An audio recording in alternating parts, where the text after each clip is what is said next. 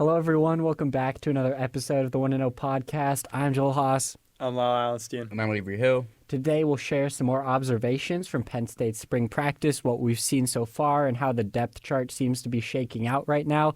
And then we can talk about Penn State's transfer portal needs as the portal is set to open on Monday. And obviously, the Nittany Lions will be going shopping when that happens. But, guys, to start this one off, we were inside Haluba Hall on Tuesday. Got a pretty extended look at Penn State. We weren't outside because for some reason it's still freezing cold in State College. Even got snow. For some reason, Lexi didn't believe that it snowed either, which I thought was weird. She was like in denial. She probably doesn't believe in black ice either. Yeah, it was a little weird. Like there are people who don't believe in the moon landing, and Lexi just doesn't believe in snow. But believe it or not, we did get snow on April 8th somehow. So we were inside Haluba Hall, got an extended look at practice. What stood out the most to you guys? Yeah, we've now seen, it was our third look at spring practice.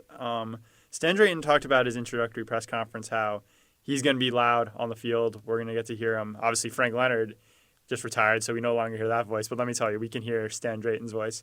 Inside Haluba Hall, you know, right where the media is along the sideline. It's not PG either. It's not PG. Yeah. Those obscenities, they were flying. But we're right in front of the running backs. Like Franklin talked about it, how we were getting a good view of what he's like as a coach, how he's running these drills. And he's not wrong. He's vocal. He lets you hear it. He kind of gets into it, too, when he's demonstrating. He's kind of lowering the shoulder into these pads, into these dummies.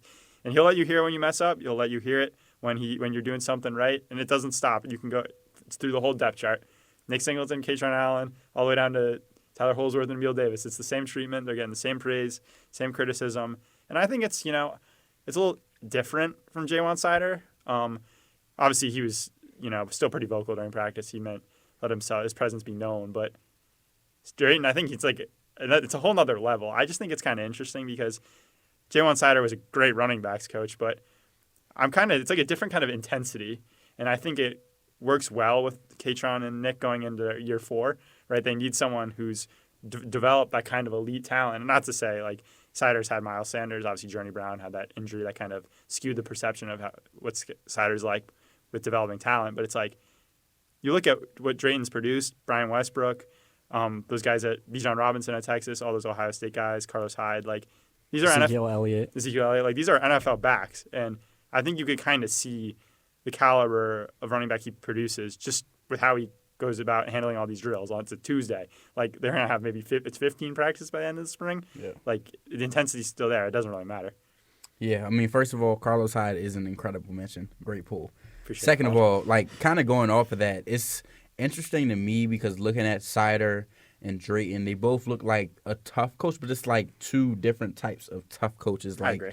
I think Sider was more of like he's an OG type of tough coach. Like they both gonna let the obscenities fly. That didn't change anything. That they're on the same level in that room. He's like the OG type of like the guys kind of look up to him. And Stan Drayton is like obviously like he's older, like of course, but like in terms of like him as a coach, he's kind of like that younger voice that is not only going to yell at you the entire time and like really really push you, but he's also going to like break it down for you, tell you exactly what's going on, why you're doing this, why you're doing that. I remember when they were doing the bag draw where they were just trying to avoid contact, whether you're throwing the bag at you, throwing the ball at you, different things like that. Like I remember after that he was kind of talking, he was like, yeah, so when you get in the game, you're going to have to go just like this. Like you're going to have situations like he had put the cone outside and told them to bounce outside right here. He's like, because you're going to have athletes, you're going to be right here. Somebody's going to be right here with you. You got to be able to move. Like, I think it was very intriguing to see, and like we've seen Stan Drayton again, as you talk about with Ezekiel Elliott, like Bijan Robinson, like his whole list of guys that he's coached.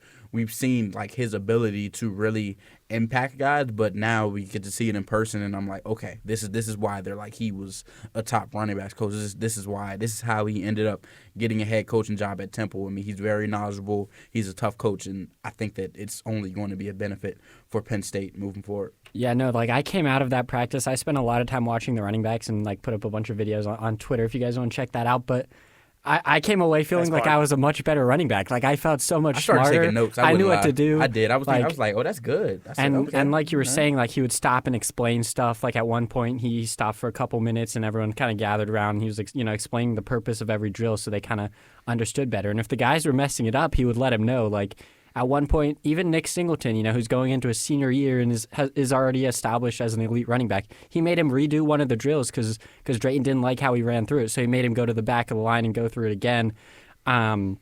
So he was pretty hard on all the guys, especially Corey Smith, who kept tripping over the tackle dummy.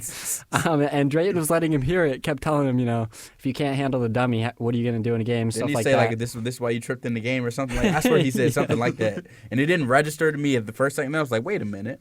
Oh.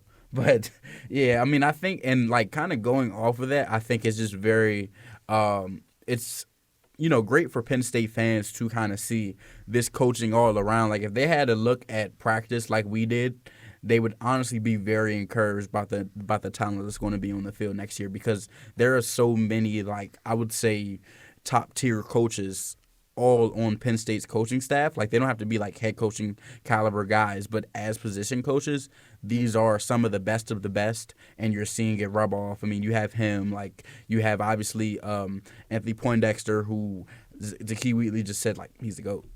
You talk about his experience as a college football Hall of Famer, obviously went to the NFL, won a Super Bowl.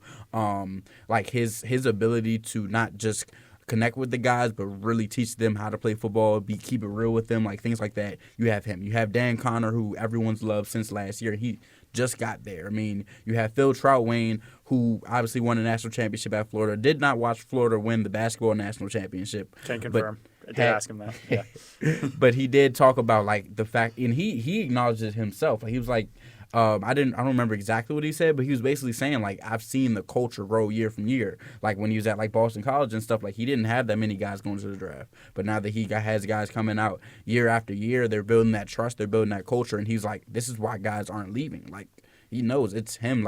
Penn State has so many just high level coaches, and that's really you get to see that in practice. Sometimes you don't really get to see that in game because you're just seeing what they do on the field. You don't know if that's because of the coach, whether it's because of them, the scheme, offensive coordinator. But when you see them one on one in their indie drills and everything, it's a very encouraging sign if you're a Penn State fan. Yeah. We got to see a good bit of the wide receivers as well. They also kind of had an extended team meeting where everyone circled around, took a knee, and Higgins gave kind of a long speech about, the expectations for the season and things like that. But how do you guys think the receivers have looked through practice so far? I think right now, I'm not going to, make any bold predictions right now, but Liam Clifford is going in the front on most of these drills.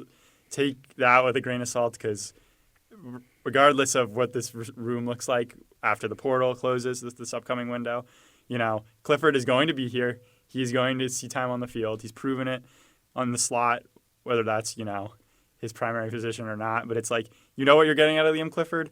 His family's been here for, 8 years, 7 years through Sean, who's also at practice yesterday.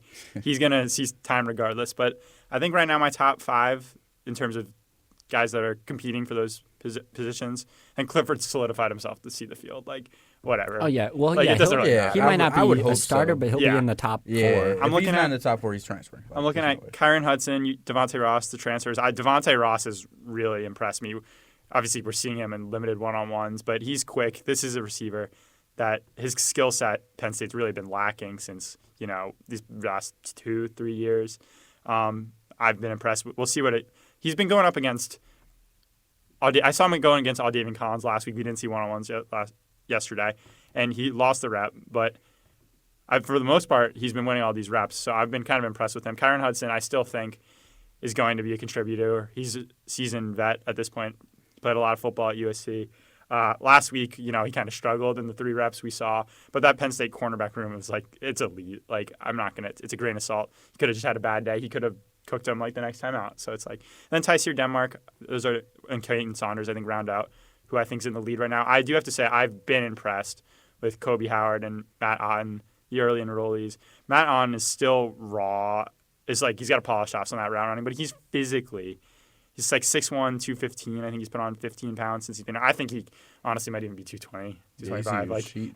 That's a big boy. If he was listed at a tight end, I would be okay. He's been eating your yogurt and peanut butter combo. Yeah, right. Oiko's vanilla yogurt, vanilla Greek yogurt with peanut butter, mix it together. It is the greatest combination you've ever had. It's why Avery was late to the podcast today. I had to preserve them games. Sorry, I had to preserve them. I'm excited to try this one out myself. But Matt On, he's but he's fast too. in high school, he was returning kicks. They had him in jet sweeps. Like, he was out of the backfield. Like, this is a gadget guy, and I'm excited. I don't think he's going to see the field, but him and Kobe Howard have impressed early. Marcus Higgins will tell you that. Like, I talked to him last week where he just talked a lot about expectations for the wide receiver room. I put a story up on that. Go check that out. But my biggest takeaway is that Penn State preaches, James Franklin says it a bunch, but like a lot of different guys are on their own timeline. But based on the production of this wide receiver room the last 2 years, I mean, Higgins knows it, but everyone's time is now. That's what he said. It's no more, if you're the best guy to go see the field, you're going to go see the field. I'm not going to repeat some of the things he said due to keeping it PG on the pod. But, like, he knew what was at stake. He had the largest scrum of the media contingent that was there. And he was, he knew what was going to be thrown at him, the expectations, how he views himself. Like, he's heard it all. People had called him for his job. He knows what's at stake this year. I think, obviously, say what you want about if he deserves to still be here after last season, but this is a room where you got the guys he's fully recruited, right? With the exception of like Liam Clifford and Caden Saunders. But like he's got his transfer portal guys. He's got his freshman classes the past 2 years. Like I think it's an hour and never for him. And I think he kind of knows what's at stake. But he's, going full throttle in this room. Like you let him hear it when we saw him in that circle. Like he wasn't letting anything fly. Like if something wasn't cutting it, you're going again. Like the room, you see the intensity. Assistant wide receivers coach Mark Dupuy just got promoted. I think he's one of the most entertaining guys to watch at practice. He is loud. He is running around. He's letting everyone hear it. I think that there's a tone shift in this receiver room. Obviously, it's still early, but it's something to say. Yeah, I mean, I think last year was a wake-up call for the receiver room. I mean, obviously, you have the Orange Bowl, like 0 catches, like that's one. But it was just a group where there's like, who is the guy? Like, I would have gone into the season, thought it would have been Trey Wiles, which, I mean, it really was. Like, he was the best receiver, but he wasn't always the best receiver week in and week out. Like, you obviously had James Franklin saying early in the season, like, it could be anybody's week, which obviously sounds good, but truly what I think he was really saying. First to 10 yards is receiver of the week. Yeah, exactly. Like, it doesn't really mean as much on a team where you don't have a top-end receiver. Like, it was last year was simply a wake-up call for this team and, like, bringing in Kobe Howard and Matt out and, like, obviously they could end up seeing some field time this year if they impress, but I do think their receiving room is on a good track right now. I did like what I saw to Devontae Ross. I did like what I saw to Kyron Hudson. He's big when you see him in person. I think he can really be a big target for Drew Aller, just kind of the way that not a Tyler Warren, but just in the fact that he has that big target that, like, okay, we're in the red zone. I can go to him. Like I don't think there's a problem. You can just chuck it up there and he's going to go get it. And I also think that the experience of him and Devontae Ross should rub off on the rest of the room. And obviously Liam Clifford, like he's been here long enough to, at the very least, understand not just the offense because that's just 2 years, but understand Drew. And understand just kind of what's expected of that receivers room. So I think they're in a spot right now where they have a bunch of good leaders at the top and guys underneath that will develop. And obviously, like Tyler Denmark, we didn't mention, and he's going to have a big role. So I think they're in good shape right now. They're not like an elite room, but I think they are looking better than last year. You mentioned Tyler Warren, and it's like he had 104 receptions last year. We could talk about, like, obviously how great of a season he had. Like, he's going to top 10 pick, McNamee Award winner, whatever. But it's like, and obviously, very talented player, but like the fact you're scheming to get him 104 receptions and you're looking at a wide receiver room like that, Nick Singleton had just as many receptions or close enough to Omari Evans and Harrison Wallace.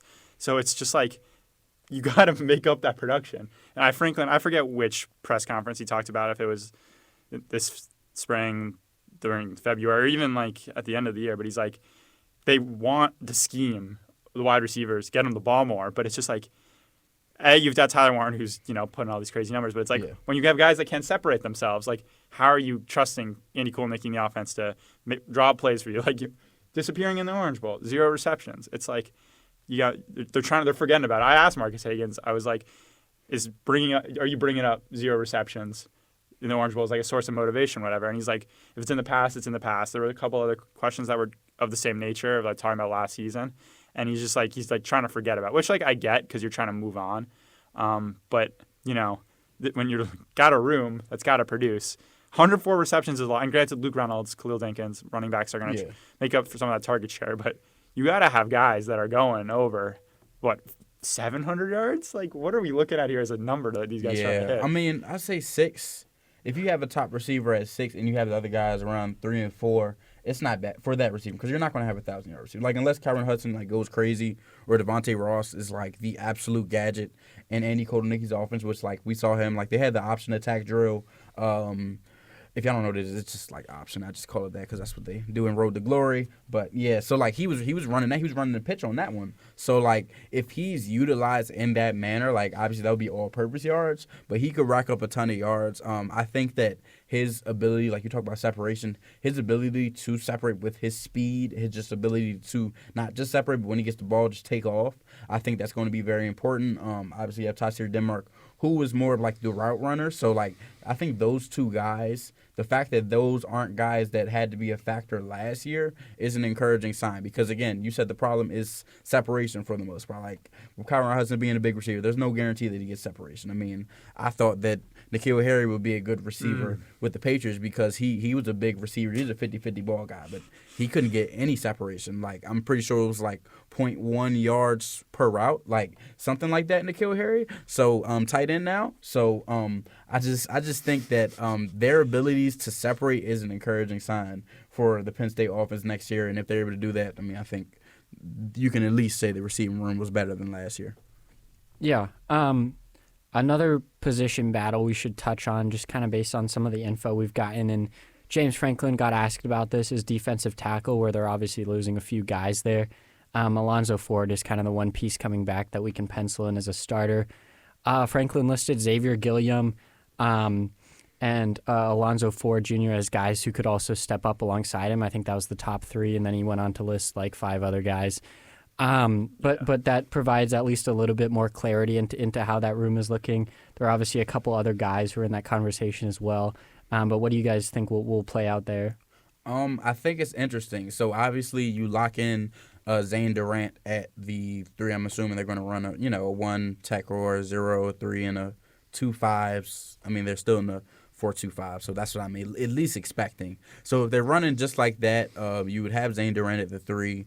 That means Xavier Gilliam is probably at the nose. Like Alonzo Ford was more of a 3, really. Like he's a big body, but I just don't remember seeing him much at the 1 position. So I think you kind of slot those in, and obviously he's injured right now. So whenever he gets back, like we'll kind of see how he slots in. But yeah, like James Franklin said, him, Zane Durant, and Xavier Gilliam are the top guys. Xavier Gilliam will probably be the one that starts, I would assume, at the nose. I'm pretty sure that's what they've been kind of talking about, which is interesting to me because when Jalen Harvey went down in the Purdue game, I think it was, he had moved out to defensive end. So, like, I don't know. Like, I remember when they talked to Kozai Izzard, he couldn't play defensive end because he was like 280 pounds. So I don't know how Xavier Gilliam makes it all the way out the end. But anyways, to stay on topic, I think it ends up becoming those guys. I think obviously the guys from last year, like DeAndre Cook is entering his sophomore year. Who is it? Cunningham is in his sophomore year. He transferred.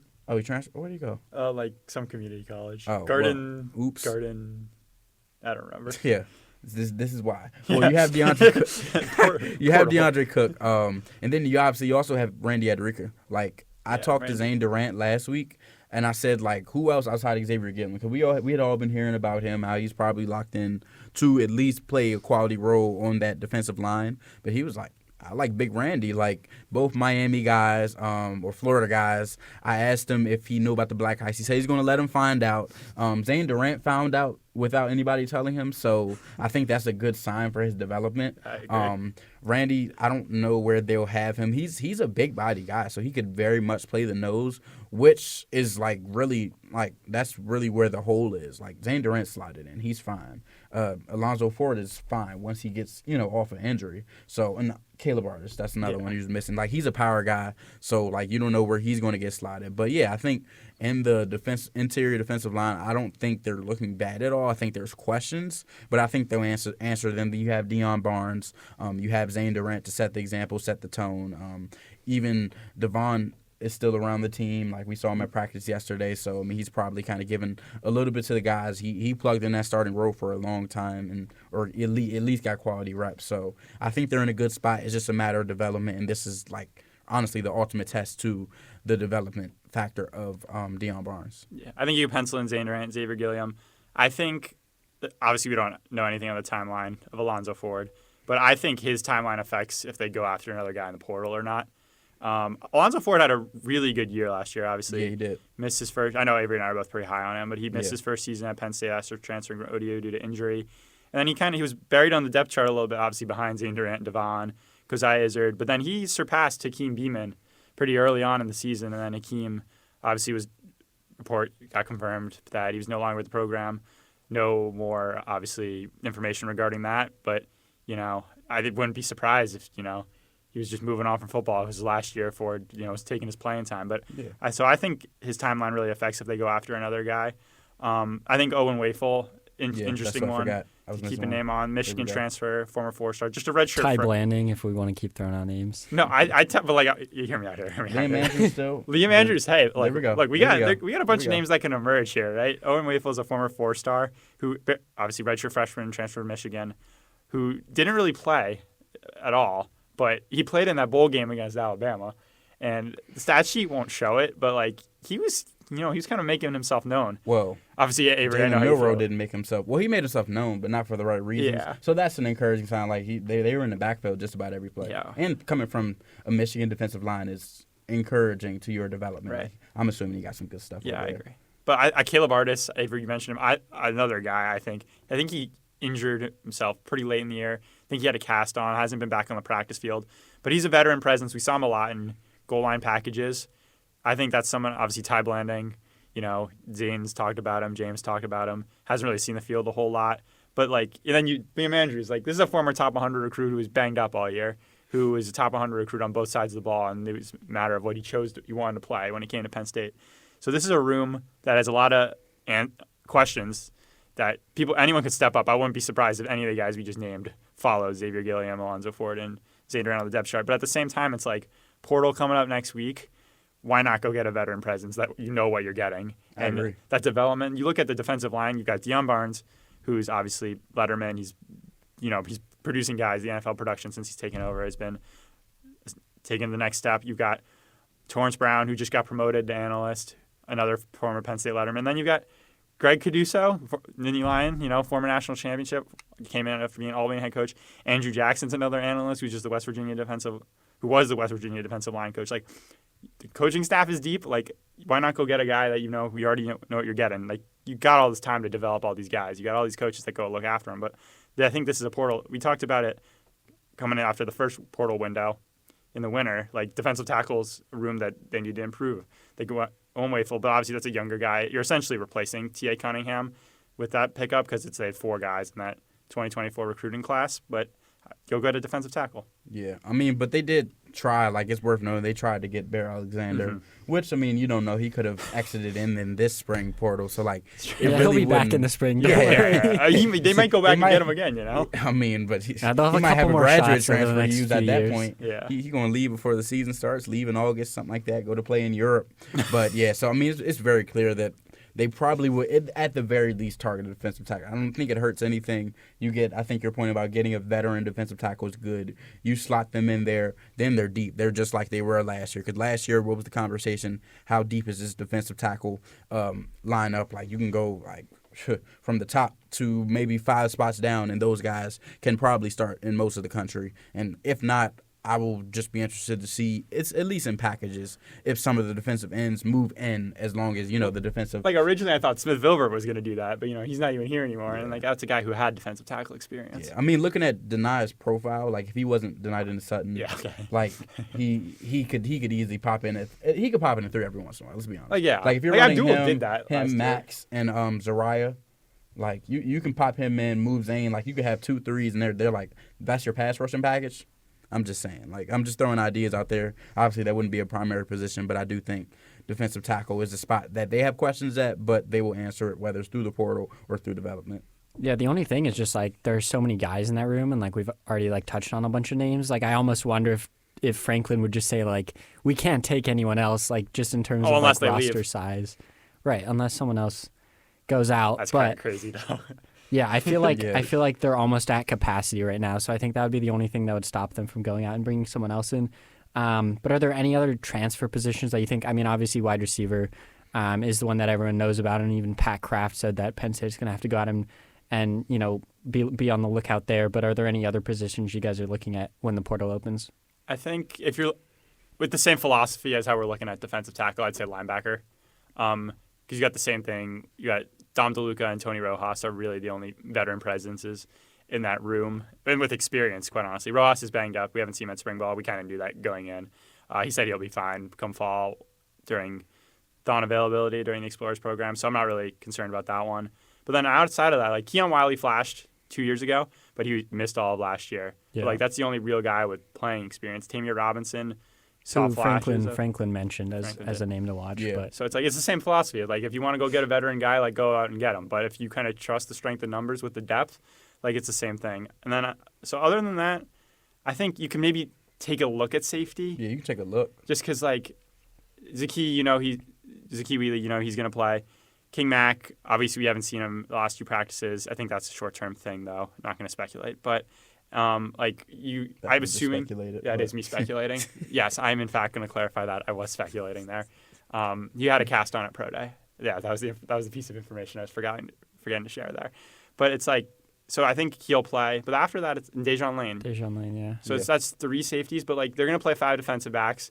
I wouldn't be surprised if it's 4 corners between Elliot Washington, AJ Harris, Damon Collins, Zion Tracy, who also wasn't at practice. It's got a lot of injury stuff going on right here. But if the 4 of them and Zaki, like if you feel comfortable with that, with Dejan and King Mac rotating in, like fine. Like, but like King Mac, like he played sparingly his first year at Penn State, played a lot at Alabama, didn't really have a whole lot of production. And then Dejan Lane, like we saw flashes of. So, but that's a guy a lot of people talking about taking a step forward. Outside of them, it's like Vabu Tori, Antoine Belgrave Shorter are the depth pieces. But if you're not comfortable with that depth, like why not go get a veteran guy? They still got plenty of eligibility. They can still grow. But I think the real priorities are defensive tackle and wide receiver. Yeah, I mean, I think overall, like the positive for Penn State is they brought back so many guys. I think a lot of them are obviously like on the offensive side, but they still brought back so many guys. And first, I want to say like you might see some offensive line movement. I would expect it at least with like if JB Nelson cannot secure a starting, role this year. I mean, if I was him, I would just take my other year elsewhere because, I mean, we don't know how, like, T.J. Shanahan looks like. But you have Vega. I mean, you have Cooper Cousins that has to start one way or another. Yeah. And you have Nick Dawkins, who is, the center. But, like, again, we don't know what can end up happening with maybe they want Coop here. I just don't see him getting benched one way or another. I think it would make more sense to move Cooper to guard, but I'm not Phil Trotwain. I didn't play with the Pouncey brothers. I do not know what he knows. So maybe it works out either way. But I think that's a position that you could see losses at. But I think overall they're fine in the sense like they can make a minimal movement in this window, and it's like it won't really make too much of a difference. The only thing that I could maybe see is a move that Knowles wants to kind of fit his defense a little more, like what's it called, the jack? Yeah. Yeah, like somebody to kind of fit that jack position. Like, they had, like, Caleb Downs coming down into the box a lot last year. They had, obviously, their, plethora of edge rushers like Jack Sawyer.